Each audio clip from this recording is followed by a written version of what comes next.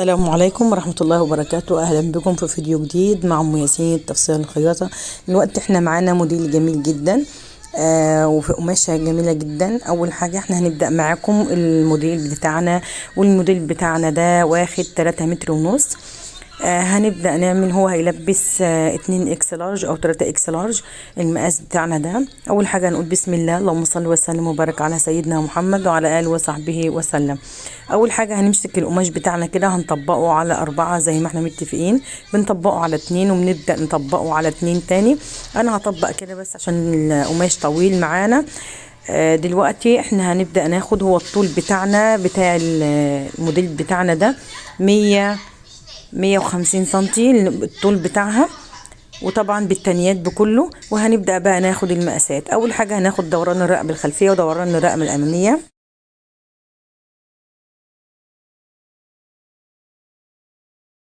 دوران الرقبة الخلفية بتاعتنا زي ما قلنا هندخل 8 سنتي وننزل 2 سنتي، وهنبدأ ناخد دوران الرقبة الأمامية كمان تبقى 8 والنزول 8. أنا بعيد معاكم المقاسات بحيث إن الناس المقاسات بتاعتنا تفتكرها. أول حاجة هنبدأ ناخد كده بعرض المسطرة، اي زياده في التشريب او اي زياده في القماش بتاعنا هنرحله فوق كده، ملناش دعوه بالجزء اللي فوق ده. احنا هنقصه بعد ما ناخد دوران الرقبه بتاعتنا والعرض الكتف والطول ودوران الابط بتاعنا. هنا كده الرقبه الخلفيه زي ما قلنا ناخد 8 ونزول 2 سنتي.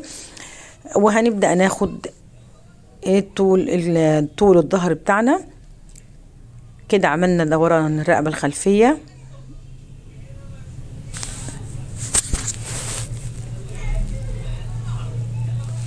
وهنعمل دوران الرقبة الأمامية كمان 8 والنزول 8.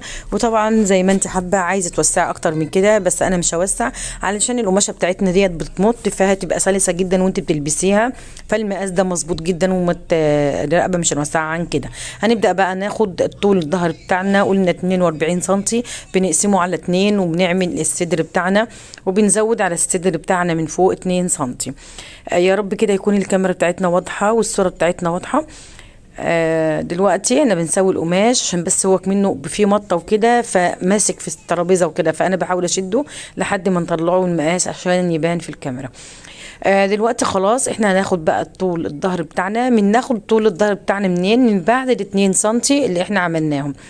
انا كده حطيت المزوره، وبعد كده هنزل المزوره لتحت وهوريك ازاي، عشان انا حطيت من فوق نزلتها وبدأت اخدت المقاس بتاعي مظبوط. المقاس بتاعي هنا 42 سنتي طول الظهر بتاعنا. زي ما قلنا هنقسم كده المزورة على 2 وهنبدأ ناخد دوران الصدر بتاعنا. هنحط كده بالنص يعني 21 سنتي، هنزود عليها 2 سنتي هيبقى 23 سنتي، يبقى الصدر بتاعنا 23 سنتي من نزول. وهندخل كده دوران الصدر بتاعنا. دوران الصدر بتاعنا هنا 30 سنتي طبعا مع زيادة هنزود الخياطة كمان وانا بقصها. وهنعمل عرض الكتف بتاعنا. عرض الكتف بتاعنا هنا 21 سنتي، وهننزل بميل الكتف 3 سنتي، وهنبدأ نحط الخطوط بتاعتنا.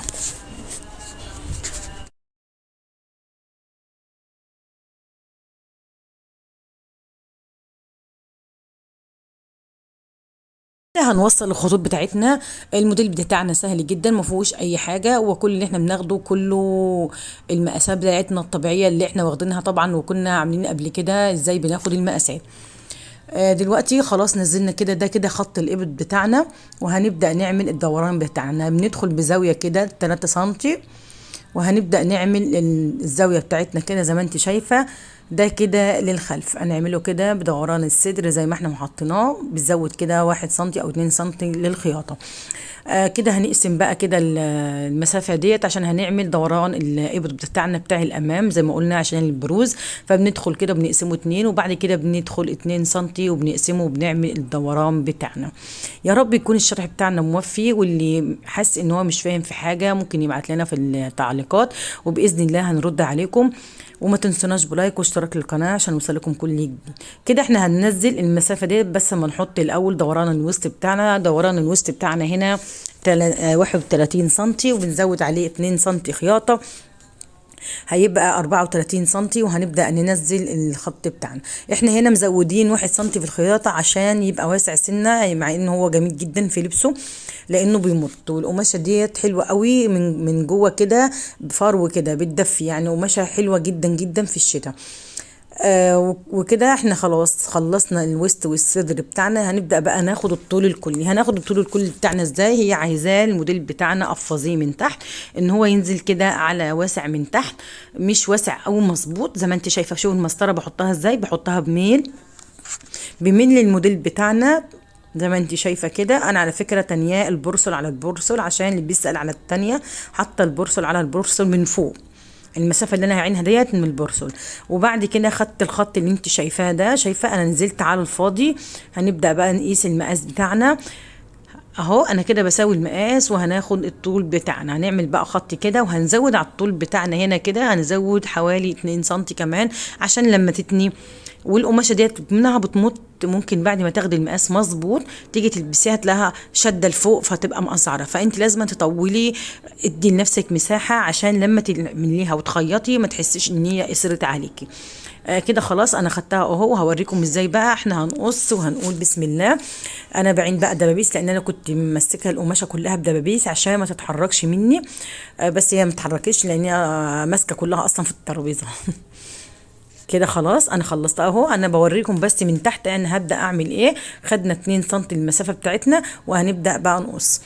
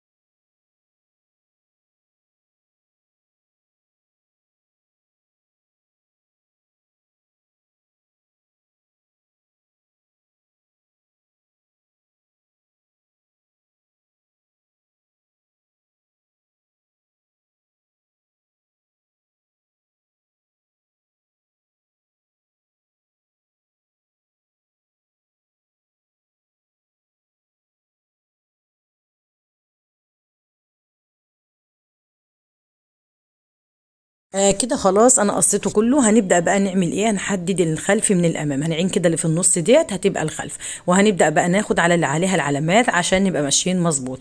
هنبدا بقى ناخد دوران من الرقب الباط، وبعد كده دوران من الرقبه الاماميه بتاعتنا، وبعد كده دي كده خلاص الموديل بتاعنا. وهنبدا بقى نجيب الكم ونقول بسم الله. اللهم صل وسلم وبارك على سيدنا محمد وعلى اله وصحبه وسلم. سبحان الله وبحمده سبحان الله العظيم. كده خلاص الموديل بتاعنا يعتبر هو كده خلص.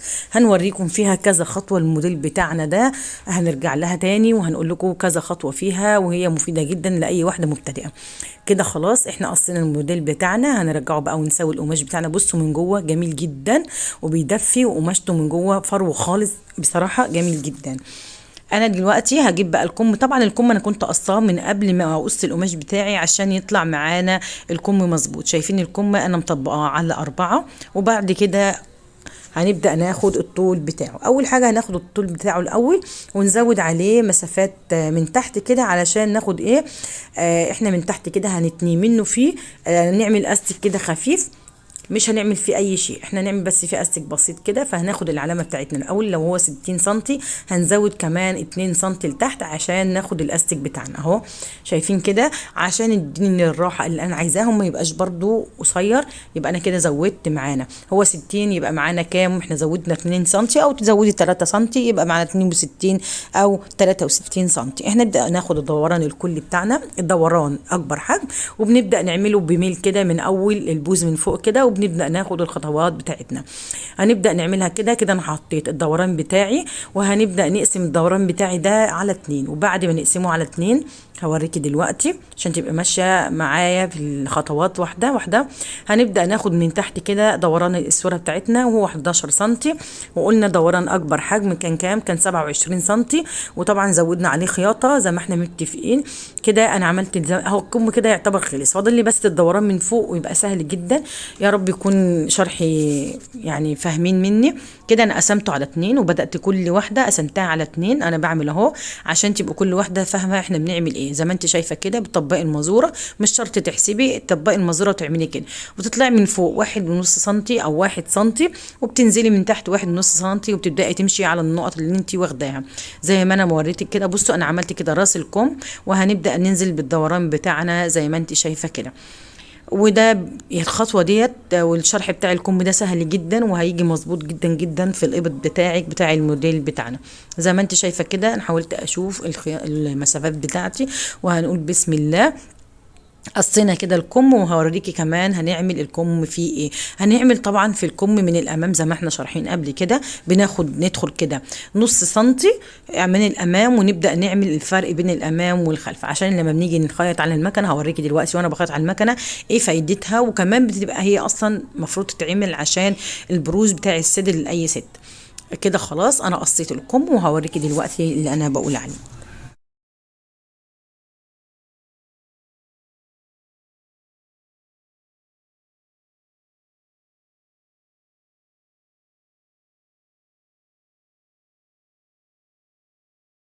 كده هفرد الكم اهو. بصوا انا كده فرداه، هاجي من جنبين او زي ما هو متطبق عشان ابقى عملت الكمين مع بعض. اخدت كده نص سنتي اهو، انا كده اخدت النص سنتي اهو، شايفين ما فيهوش حاجه. بص سنتي، نص سنتي قليل جدا كده. خلاص انا خلصت الكم، وادي المسافه اللي انا قلت عليها هنعملها هنا كده استك. خلاص كده هنبدأ بقى نعمل ايه. هوريك كمان احنا معانا بقى قماش زيادة، هنعمل كم اسفة، هنعمل جيبين، وهنعمل كمان في كده من فوق اللي هو الحزام المجرى.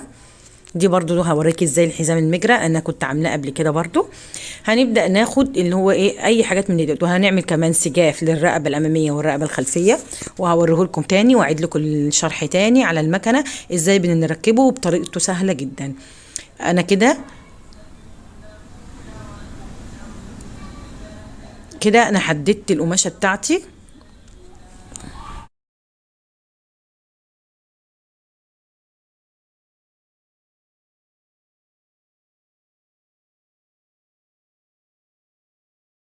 كده الجيب بتاعي انا بدات اشرح الجيب ازاي. الجيب هتاخديه طوله وعرضه، طوله وعرضه ده زي ما انت ما عايزه. انا خدته كده عرضه 12 سنتي والطول كان 30 سنتي، وعملته كده زي ما انت شايفه كده. وبعد كده عملته بدوران. بصي الدوران بتاعي ده قسمت اللي هو 12 سم اللي فوق، قسمتهم كده وطلعت منهم دوران. هتشوفي دلوقتي لما انا هقصه.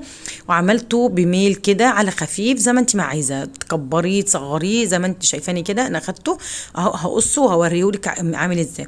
انا عملته ازاي، انا عاملاه على متني عشان انا الجيب بتاعي اسفه، الجيب بتاعي مبطن. انا عاملاه طبقتين وهخيطهم في بعض عشان ما يبقاش خفيف كده وحته قماشه، لان هو بصراحه قماشته طريه جدا. ما يبقاش خفيف. لا انا كده هعمل جيبين من نفس اللي انت شايفاه ده. كان انا عملت جيب واحد على 2، وهعمل جيب تاني وهوريه لكم. كده هنخلص القص بتاعه وهنخش على السجاف.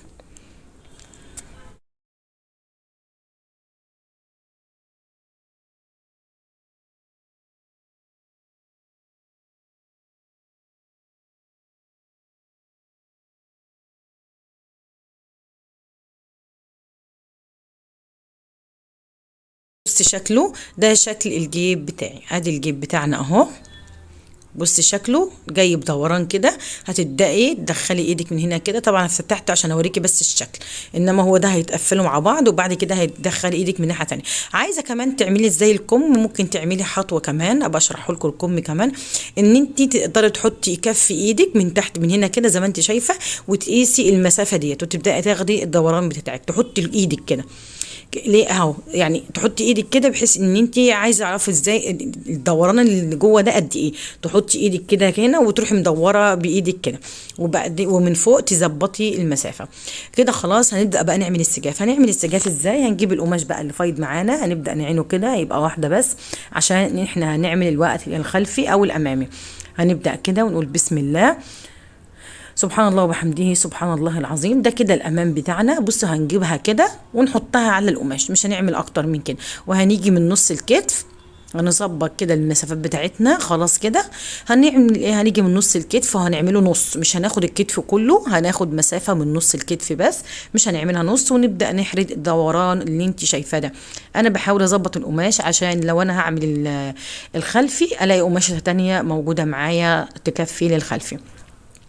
انا كده ظبطته اهو، شايفه المسافات ديت. هنبدا بقى نعمل ايه؟ هناخد نص مسافه الكتف، هنجيب بس التباشير، نص مسافه الكتف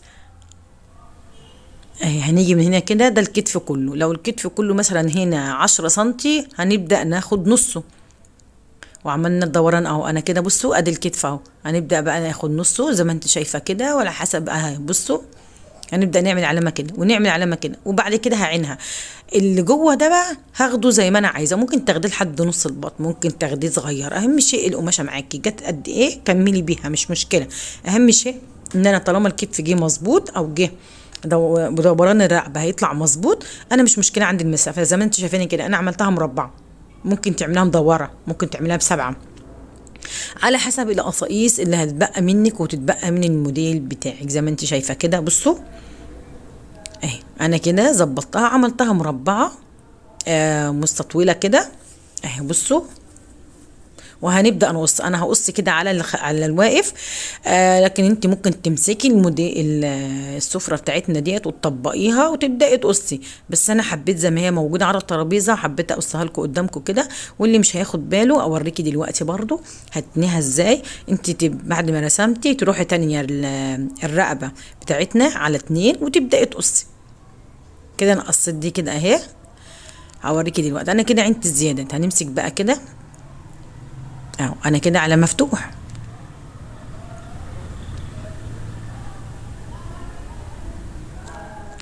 بصي اهو. انت لو القماشه مخمكي تبداي تعمليها على 2 عشان تبقى تقيله تحت المقص، وتبداي تحردي صح. بس انا حبيت اوريكي الخطوه ديت والخطوه ديت، لان في ناس بيقول لك ازاي.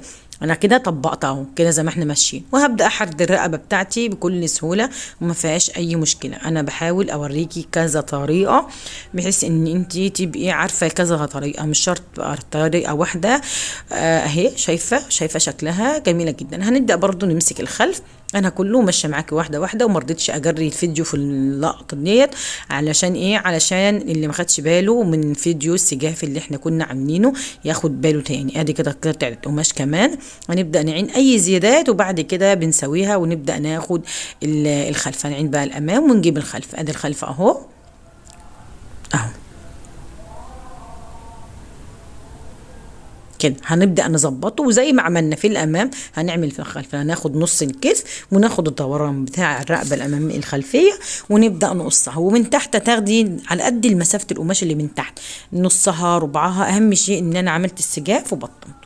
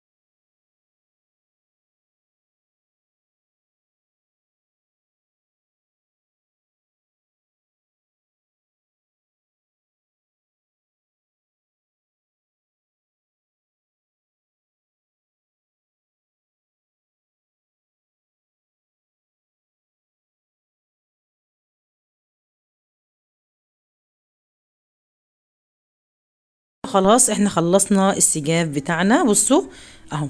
هيبان كمان اكتر اكتر اكتر على المكنه، وهتشوفي دلوقتي على المكنه وشكله على المكنه عامل ازاي. هو اصلا بصي باين جدا وبيتكلم عن نفسه، مش محتاج اي شيء.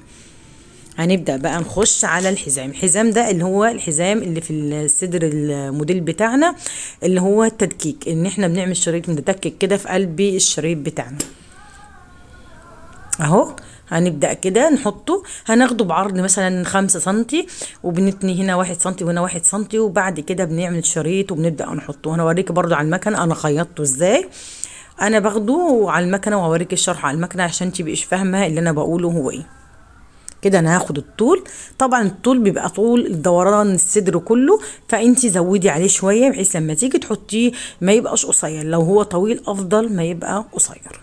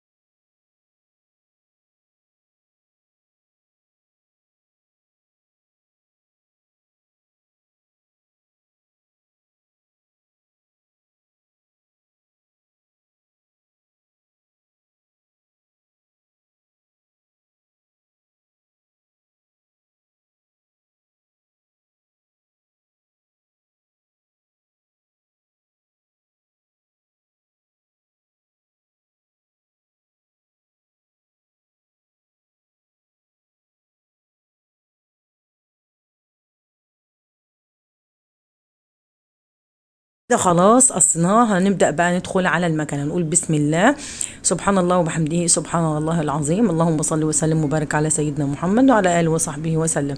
هنبدأ كده بالأمام الأول. أول حاجة احنا نعمل في الأمام ايه؟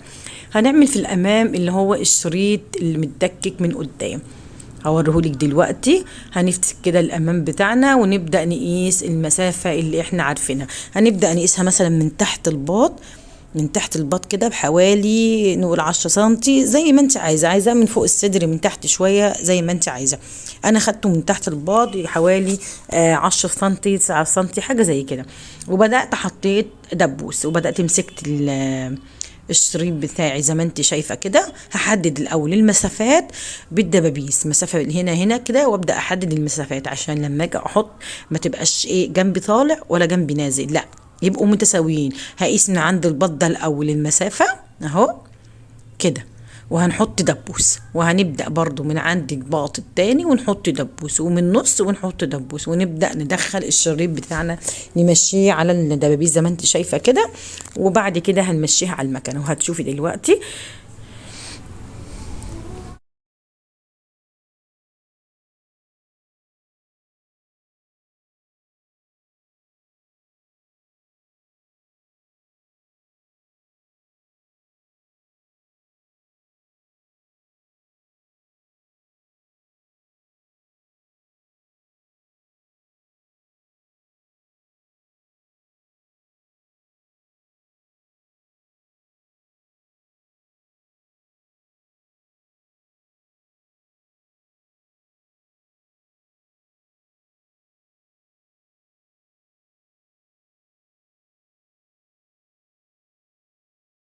خلاص هنبدأ بقى نحطه على المكنة، هنسوي الموديل بتاعنا ونحطه على المكنة اهو. هنمسك الشريط كده وهنطبقه على 2.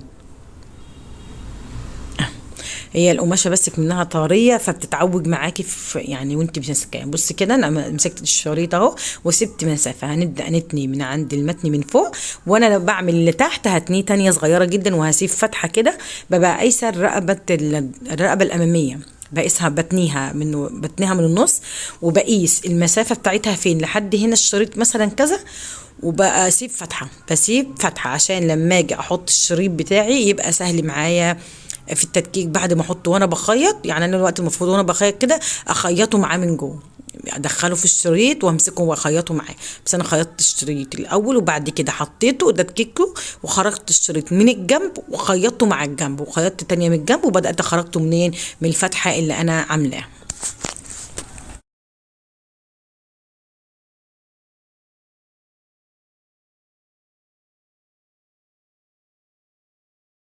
طبعا انا منزله فيديو بوصف الشريط المدكك بتاع السادس، انا منزلاه، وحابين انزل لكم اللينك بتاعه في قلب في طريقه الوصف هنزله لكم.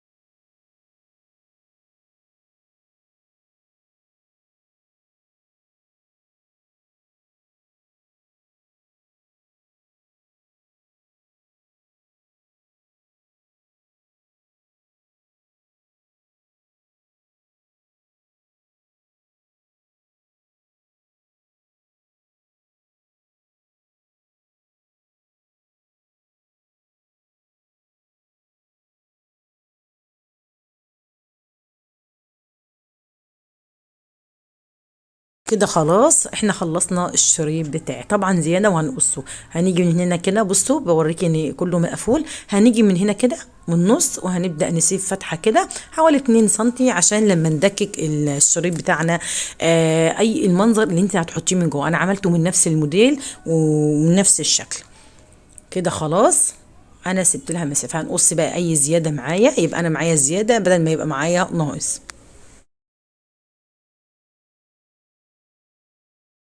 دلوقتي هنعمل معاكم بقى الجيب بتاعنا سهل جدا ما فيهوش اي حاجه. اول حاجه احنا بنقفله كده زي ما كنا قاصينه. هنبدا بقى نقص وبنخليه على الظهر كده عشان هنقص الفتحه اللي احنا سايبينها ديت عشان كنا قافلينه على مجوز. وهنبدا نخيط ايه، هنخيط الدورانات بس، هنخيط الدوران والفتحه اللي انا بفتحها ديت، ما هي دي اللي مش هنخيطها. هنخيط كل الجيب من الدوران ده والقفله ديت والدوران التاني كله يعني. والفتحه اللي انا سبتها ديت هي وده اللي انا هقلب منه الجيب بتاعي.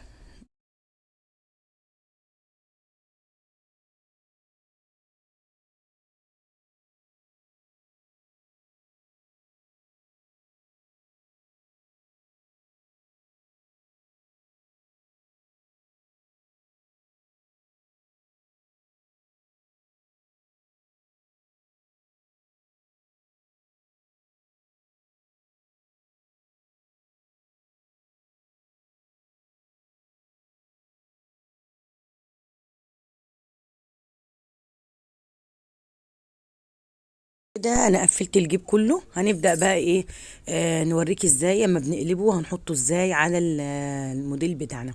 هنحطه على الموديل ازاي، هنبدأ نقيس الموديل بتاعنا من اول الرقبة او من اول الكتف لحد مكان الجيب بتاعنا.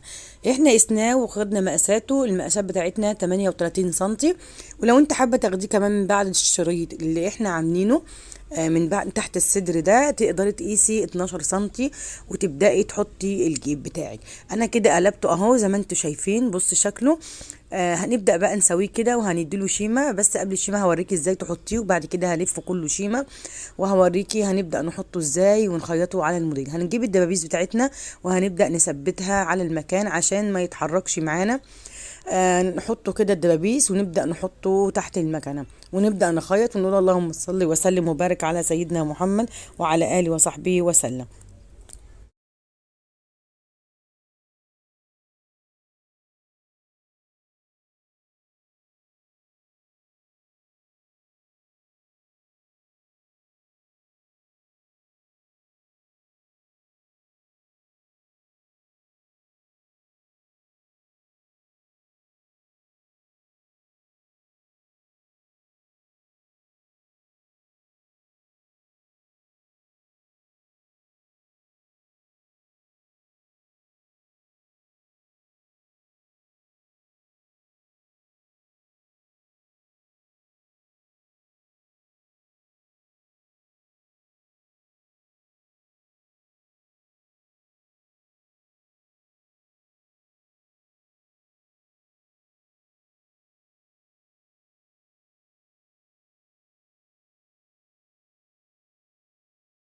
انا بعمل الشيمه برضو في الدورانات كلها، والحرف ده زي ما خيطت مكان الخياطه فيها هعمل الشيمه، انما هسيب اللي هي الفتحه ديت لان الفتحه ديت هتدخل مع الموديل بتاعنا في الجنب. ولو انت مش حابه تدخليها في الجنب وعايزاها لبره شويه تقدري بقى تقفليها وتعملي لها شيمه وتحطي يبقى اسمه جيب لطش زي ما احنا ما كنا بنقول ان هو بيبقى لطش على الهدوم كده.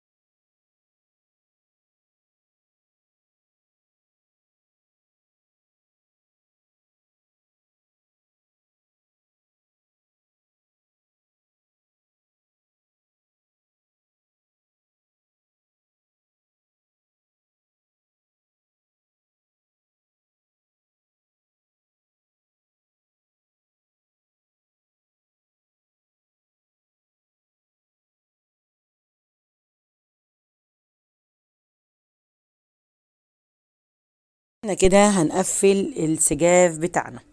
هنجيب السجاف بتاعنا كده وهنبدأ نخيطه. انا هخيطه من عند الدوران الرقبة بس، مش هنخيط من الكتفين. هنخيط الرقبة بس الدوران بتاعنا، وهنبدأ نخيط الرقبة التانية وهنبدأ نفتح. احنا قلنا واتفقنا ان اي دوران عندنا بنعمل فيه ايه، بنفتحه بالمقص. هوريكي دلوقتي وانا بفتحه. وبعد كده هنقلبه وهوريكي ازاي تقفلي السجاف بتاعك الامام والخلف ويديكي طريقة نظيفة وتشطيب نظيف.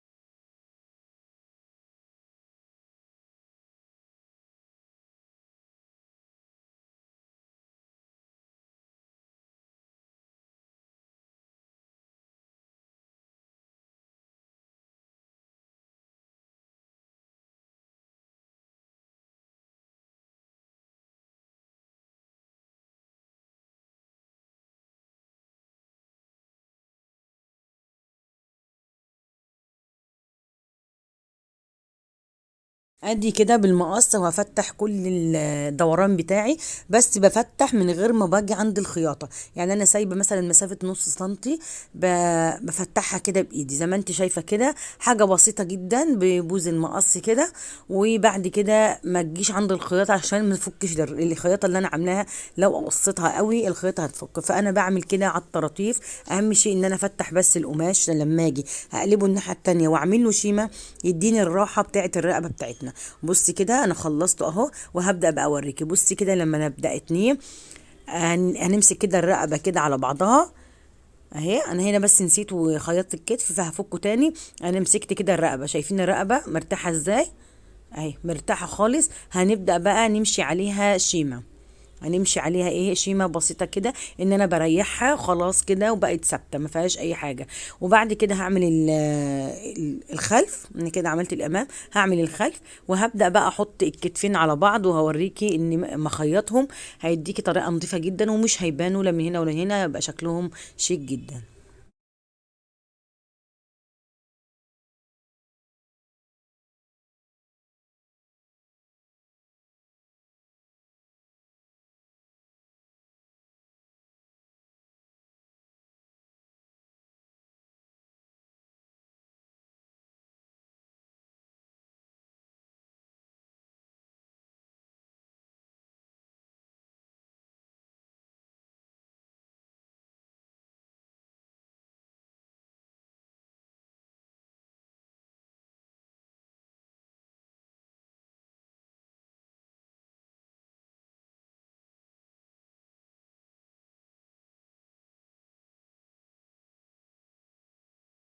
بوريكي كل خطوة، وما مشيتش الفيديو بتاعي وما جريتوش علشان تشوفي كل الخطوات. طبعا انا وريكم الخطوات دي قبل كده، بس برضو بعيد ليكم لانه مثلا في ناس مبتدئين ما شافوش الفيديو مثلا بتاع السجاف، انا بعيده تاني. اي موديل هنعمله في سجاف في بي في اي حاجة هنرجع نعيد لكم تاني. انا كده هحطهم على بعض وهبدأ اخيط الجنبين الاول، هثبت الجنبين وبعد كده هوريكي السجاف. انا هنا بعد مني خلصت الجيب وخلصت كله، هخيط كده وكنت هركب الكم، بس هخلص السجاف الاول وهوريكي السجاف بيتركب ازاي.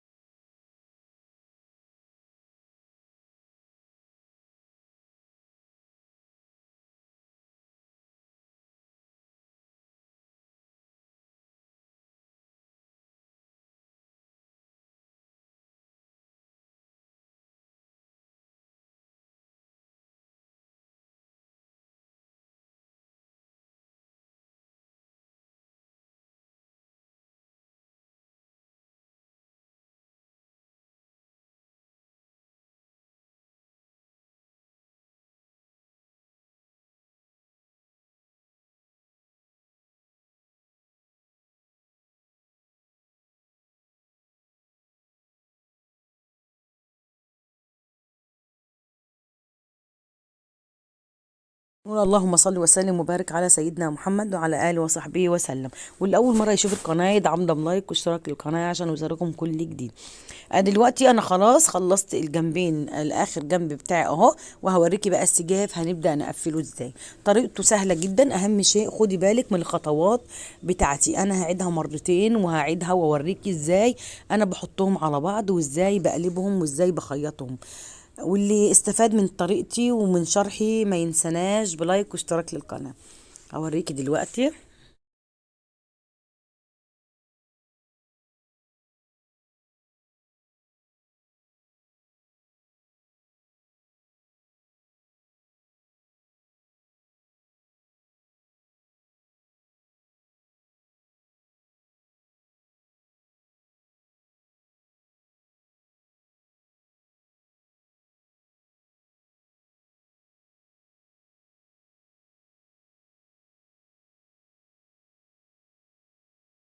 دلوقتي خلاص هنبدأ بقى نمسك السجاف بتاعنا. بصوا طريقتها سهلة جدا. هنبدأ كده هما الاتنين في وش بعض اهم، ادي ده كده الوش اهو وده الوش اهو، هنحطهم على بعض زي ما انت شايفة كده. بصي كده هنمسك الكتف ده مع الكتف التاني اهو، الكتف ده مع الكتف ده زي ما انت شايفه كده. هنبدا نحطهم، هتلاقي معاكي 4 طبقات، اربع اشكال، اللي هم البدن بتاعي اللي تحت والسجاف اللي انا حاطاه في الامام والخلف زي ما انت شايفه كده. ادي اتنين وادي كمان هنحطهم نمسكهم كده، وفي واحده اهي وفي واحده الناحيه التانية، يعني كلهم بصي في وش بعض مفيش اي حاجه. هنمسك واحده بس اهي، واحده بس هنديها ظهرها وشها للتانية، هيبقى قدامي ايه، هيبقى قدامي الاتنين ظهر اهو، اديني الاتنين الخلف بتاعي القماش يعني. وهنبدأ نخيط، يبقى احنا كده ما عملناش اي سحر، هو كده زي ما انت شفتي حطينا الكتفين وبدأنا، هتلاقيهم كلهم بقوا بشكل واحد. هتبدأي تعيني واحدة وتقلبيها عليهم كأنك بتمسكي طرف وبتغطيهم. بصي بصي نضيف ازاي، ما فيهوش اي حاجة. هوريكي الجنب التاني بنفس الطريقة وركزي معايا. الطريقة الحاجات ديت للمبتدئين اللي عايزين يشوفوا التشطيب بتاع السجاب بتاعنا عامل ازاي. اهم ادي كده جنبنا اهم، دي كده طرفين مع بعض. هنجيب الطرفين التانيين هنبدأ نحطهم كده، هنحط حرف الرقبة ده على حرف الرقبة والكتفين على بعض زي ما انت شايفة كده. هنبدأ نمسك التلاتة مع بعض زي ما هما ممسوكين مع بعض كده. هنجيب بقى بصي 4، أنا بعدهم لك اهم عشان تبقي واخدة بالك. الأربعة 4 على وش بعض اهم. هنمسك بقى واحدة، هنمسكها كده ونروح منيمهم عليها مغطيينها، يعني كأننا 3 دوم كده جبنا بطانية وغطيناهم بيها، غطيناهم كده زي ما انت شايفة. انا كده ايه غطيتهم اهو. هنبدأ بقى نخيطهم كده. انا خيطتهم ازاي، خيطت ال3 مع بعض والتالت والرابعة مغطينهم عليهم كده. انا كده بخيط على الخلف اهو، على الظهرية بتاعة القماش بتاعي. انا كده ما اظن شرحتها بكل دقة يعني وبتفاصيل، واللي برضو مش فاهمها يبعت لي في التعليقات وانا اعيدها لكم تاني. كده خلاص انا كده قفلتها اهو. بصي يعني مفيش ابسط من كده. خلاص كده بصوا اوريها لك دلوقتي اهي. بص السفرة بتاع السجاف بتاعنا، اسفة السجاف، بص شكله جميل جدا ونضيف ما فيهوش اي شيء اهو، من قدام ومن ورا ما فيهوش اي خيطات. هنبدأ بقى نعمل ايه، هنمسك الكم ونقول بسم الله. هنمسك الكم بتاعنا زي ما قلنا. هنمسك الكم ازاي، هنخيط الكم زي ما قلنا، مش في احنا عملنا كده في نص سنتي كده من عند الامام، هنمسكه ونعدل الفتحه الكم بتاعنا وناخد الفتحه النص سنتي اللي احنا خدناه ده. هندور على بقى فين الامام بتاعنا، الامام ده ولا الامام ده، ونحط الكم ان لقينا دول مع بعض يبقى هم ده الكم ده. زي ما وريتك قبل كده في كذا خطوه ان الكم ما بركبوش عشوائي، انت بتشوفي الكم انهي وانت بتقصي تقدري تعملي فورت عند الامام وتعرفي ان ده الامام. لو نسيتي، في ناس كتير بتنسى، انا نفسي بنسى، بمسك الكم كده، شايفه الكم اهو بريحه كده وبشوف انهي الامام من الخلف، بظبطه كده اهو. واجيب بقى الكم بتاعي، وبعد ما اجيب الكم بتاعي برضو بقى في الكم بتاعي وبشوفه هو اديني الفتحه ازاي. هجيب دلوقتي الكم اهو امسكه كده، شايفه الفتحه ديت اهو. ادي الكم بتاعي اهو، انا كده هفكهم من بعض الكمين اهو. مش عارفه بقى الامام من الخلف، لو انتي نسيتي تعملي فورت هتمسكي الكم كده وتعملي فورت في الراس الكم، وهتشوفي طبعا المسافه اللي احنا قلنا عليها، وتبداي تحطيها الامام على الامام والخلف على الخلف زي ما انا بشاور لك كده. شايفه هو ده الفرق اللي بين ده وبين ده، النص سنتي اللي احنا دخلناه. هنبدا بقى نمسك هو بتاع ده، هو ده الكم، هو ده لا مش هو، يبقى نقلب الناحيه التانية ونبدا نحطه. انا بقول لك كده ليه، علشان لما تيجي تحطي ما تبدأي تخيطي وتيجي تفكي هتتضايقي وهتتخنقي. طب ليه؟ طب ما انا في الاول ابدا اشوف خطواتي صح، ما فيش حد مستعجلني، ما فيش حد بيجري ورايا، ولا فيش اي حاجه. انا بمسك الموديل وبحطه وببدا احط الكم واظبط حالي واشوفه، بعد ما اعمله اخيط علشان ما اضطرش افك تاني، لان الفك اكتر من نت خياطه انا خيطتها، لان يعني الفك ده صعب جدا بصراحه، انا جربته كتير فلقيته انه صعب، فانا ليه كنت بتأنى كده واشوف الحاجه بالراحه وابدا اعملها. انا شايفه كده. طبعا احنا قلنا واحنا بنحط الكتف في زياده، اي زياده بنعمل فيها ايه، بنرحلها على الكتف من ورا اللي هي بتاعه الكتف، بنرحلها عند الكم من تحت مش من بره. احنا كده قصتها اهي، انا كده لقيت في ترحيل اهو، رحت قصها وجبت بقى المقص وهبدا ان انا اعينها. المقص التاني بصراحه بارد عشان انا بقص بيه الورق وكده، فهتلاقيه بارد شويه كده انا خلاص هنبدأ بقى نجيب الكم ونبدأ نحطه. نقول بسم الله، اللهم صل وسلم وبارك على سيدنا محمد وعلى آله وصحبه وسلم. سبحان الله وبحمده، سبحان الله العظيم.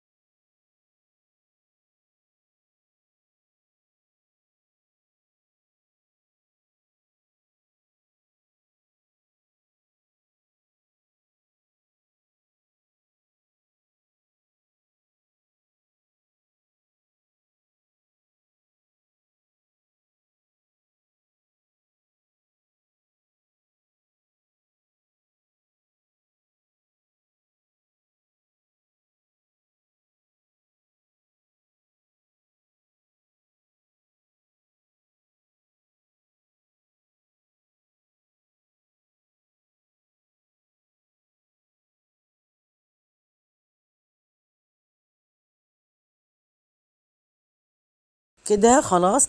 هوريكي بقى الكم من تحت احنا قلنا سايبين له 2 سنتي. هنعمل بيه ايه؟ هنتنيه كده علشان هندكك فيها استك، هندكك فيه استك عشان الموديل بتاعنا وسهل جدا وجميل جدا ونازل موضه للناس كلها، وبيبقى سهل كمان انك تنزلي بيه وتروحي بيه في اي حته. فهو احنا نعمل له استك، لا محتاجين نعمل بقى اسوره ولا اي شيء، هو نعمل له استك. هنقفل كده. وبرضه انت ممكن ما تقفليش نفس القفله ديت، ممكن تعملي ايه؟ تقفلي الكم الاول وبعد كده تقفليه. ليه؟ علشان تبقى قفلتيه كله نضيف من الناحيه التانيه.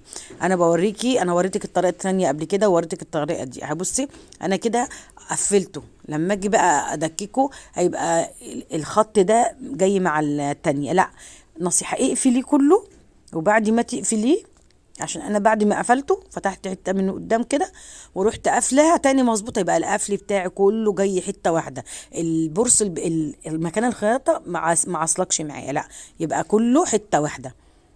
ماشي، يبقى كله ايه؟ حته واحده. وهبدا ادككه. وخلصنا الموديل بتاعنا. وبص الكم اهو، هو الكم على الكم اهو، طالما طلع مظبوط يبقى الكم بتاعنا مظبوط. هعدله واوريه لكم اهو. بصوا، بص شكله ما فيهوش اي حاجه. هنمسك بقى من تحت الباط وهنمسك الكم ونوريكم الكم. وبص شكله، والله الموديل ده جميل جدا وسهل جدا.